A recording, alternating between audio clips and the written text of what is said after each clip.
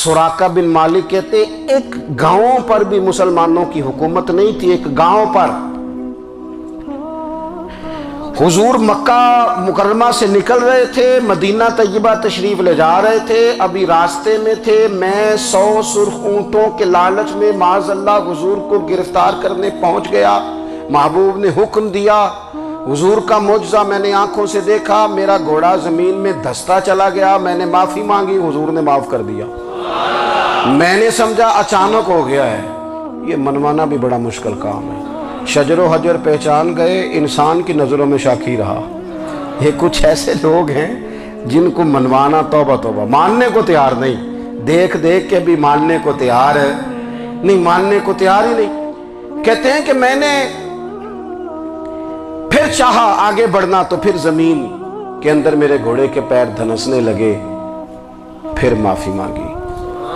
करीम तेरे माफ करने की अदा पे भी कुर्बान जाए। ये नहीं फरमाया कि तू तो बार बार यूं ही करता है, फरमाया माफी मांगता है, जा मैंने माफ किया। कहते हैं 3 दफा मैं आगे बढ़ा, 3 दफा हुजूर ने माफ किया तो मुस्कुरा के फरमाने लगे, तू यहाँ मुझे गिरफ्तार करने आया है, वो कैसर रूम का इलाका फतह होगा। वो कंगन जो पहनता है ना हाथों में, बादशाह के कंगन मारूफ हैं, वो तेरे हाथों में आएंगे। अल्लाह करे आप समझें। ये जो लोग डरी डरी सहमी सहमी और हमारे बच्चे मायूसी की माज़अल्लाह बातें करते हैं, वो देखें हुजूर किस तरह की गुफ्तगू फरमाते हैं। अभी एक गांव पर भी इस्लाम की हुकूमत नहीं, लेकिन हुजूर का खबर देने का अंदाज। करीम फरमाने लगे वो कैसर रूम के जो कंगन होंगे वो तेरे हाथों में आएंगे। जनाब सुराका बिन मालिक फरमाते हैं कि मैं मुसलमान हो गया, हुजूर का विसाल हो गया, कंगन नहीं आए। हज़रत अबू बकर सिद्दीक का विसाल ज़ाहिरी हो गया, कंगन नहीं आए। जनाब उमर का दौर आ गया, सुराका बूढ़े हो गए। कोई बंदा पूछता ना कि अब तो उम्र ढल गई है, जिंदगी का पता नहीं, कहने लगे नहीं मैं नहीं जाता। जब तक कंगन नहीं आते इजराइल कोई नहीं आएंगे, क्योंकि साडे नबी दी जुबान साडे वास्ते कुरान। जो दिन को कह दिया दिन है तो दिन निकल आया, जो शब को कह दिया शब है तो रात हो के रही। और खुदा ने उनकी जुबान को वो इख्तियार दिया, जो निकली मुंह से उनके वो बात हो के रही। और फाजिल बरेलवी का तो अंदाज ही फिर अनोखा है ना।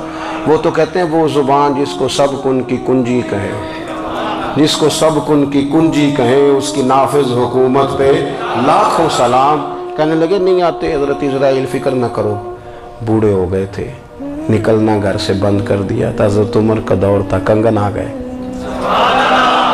हज़रत फारूक आज़म ने उनके पोतों से, नवासों से, बच्चों से कहा जाओ बुला के लाओ। का दादा जाल बूढ़े हैं, फिर मैं तुम कान में कह देना कंगन आ गए, फिर तुम देखना तो सही। फिर हज़रत सुराका आए, हुजूर ने जो खबरें दी, नबी पाक अलैहिस्सलाम ने जो गुज़श्ता कौमों के अहवाल बयान किए, और फिर मेरे नबी पाक अलैहिस्सलाम ना दुनिया में इज्जतें देने आए। इज्जतें, ये मिजाज हमें कम करना चाहिए। ये जो हम सारी ज़िंदगी इस काम में लगा देते ना, किसी को नीचा कैसे दिखाना है, ये अंदाज हुजूर ने नहीं हमें दिया। आप देखो हुजूर तशरीफ़ लाए तो हमें पता चला कि हज़रत यूसुफ जैसा सोना कोई नहीं। हुजूर तशरीफ़ लाए तो हमें पता चला कि हज़रत दाऊद जैसी खूबसूरत आवाज़ किसी की नहीं। हुजूर तशरीफ़ लाए तो हमें पता चला कि जनाब ईसा अलैहिस्सलाम का फ़क्र इख्तियारी किस तरह का था। महबूब तशरीफ़ लाए तो हमें पता चला कि हज़रत मूसा का जलाल किस तरह का था। ये तो हुजूर आए तो नबी पाक अलैहिस्सलाम ने उसकी भी अज़मत बयान की, उसकी भी शान बयान की। हुजूर ने बताया कि अबू बकर सिद्दीक की शान क्या है, फारूक आज़म का मर्तबा क्या है, उस्मान गनी की हया क्या है, मौला अली की शुजाअत क्या है, अहले बैत नबूवत की अज़मत क्या है। हुजूर आए इज्जतें देने। माँ को इज्जत दी मदीने वाले रसूल ने। कहा जिसका बाप राजी हो गया उसका रब राजी हो गया। फरमाया जो 2 बेटियां, 3 बेटियां, 4 बेटी बहनें या 1 बेटी या बहन ब्याह के आ गया ना, इस तरह मेरी 2 उंगलियां जुड़ी हुई हैं, मेरे साथ जुड़ के जन्नत में जाएगा। रसूल करीम सल्लल्लाहु अलैहि वसल्लम ने इज्जत दी, इज्जत दी। हुजूर इज्जतें देने, कोई एजाज नहीं। अनपढ़ बंदा है, सादा है, गरीब है, मजदूरी करता है, हाथों पे छाले, या रसूल अल्लाह इसका भी कोई एजाज है? قربان جائیں میرے کریم نے عزت دی، فرمایا محنت کر کے روزی کمانے والا تو اللہ کا دوست ہے۔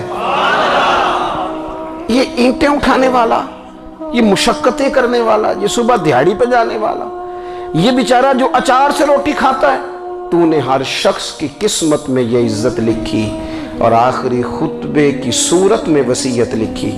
رسول کریم نے ہر بندے کو اعزاز دیا، عظمتیں دی، حضور عزتیں دینے آئے، نبی پاک علیہ السلام نے اعزازات دیے، حضور نے نوازا۔ یہ ساری چیزیں میرے رسول پاک کی تشریح، اور پھر یہ جو حضور کے صحابہ اور اہل بیت ہیں نا، یہ بھی میرے نبی پاک کی نبوت کی دلیل ہے۔ اتنی جلدی انقلاب آیا نہیں کرتے، وہ کل تک جو رہزن تھے حضور نے راہبر بنا دیے۔ وہ لوگ جو کل تک ایک دوسرے کے گلے کاٹ کے کھاتے تھے، ایک دوسرے کو مارتے تھے، تکلیف پہنچاتے تھے، برادری ازم پہ لڑتے تھے، حضور نے بھائی بھائی بنا دیے۔ ایک پلیٹ میں کھانا کھانے لگے، سیدنا بلال حبشی، صہیب رومی، سلمان فارسی، حضور نے یوں کر کے ملا دیا۔ نبی کریم علیہ السلام نے تقسیمیں ختم کر دی دنیا میں۔ حضور کے صحابہ نے اپنا کردار اس طرح کا دکھایا، اتنا بلند کیا، اور صحابہ کرام علیہم رضوان اس کو دیکھ کر اتنی بلندیوں پہ گئے کہ گواہیاں اللہ کا قرآن دیتا ہے۔ فرمایا محمد الرسول اللہ والذین معہ اشداء علی الکفار رحماء بینہم تراہم رکعا سجدا یبتغون فضلا من اللہ ورضوانا۔ فرمایا یہ جو میرے محبوب کے ساتھ والے ہیں کافروں پر سخت ہیں، آپس میں نرم دل ہیں، تم جب بھی انہیں دیکھو گے سجدے کرتے دیکھو گے، رکوع کرتے دیکھو گے، تم انہیں دیکھو گے اللہ کی رضا کے متلاشی ہیں۔ انہیں ساری مادہ پرستی سے نکال کر محبوب نے رب کی رضا کے رستے پہ ڈال دیا۔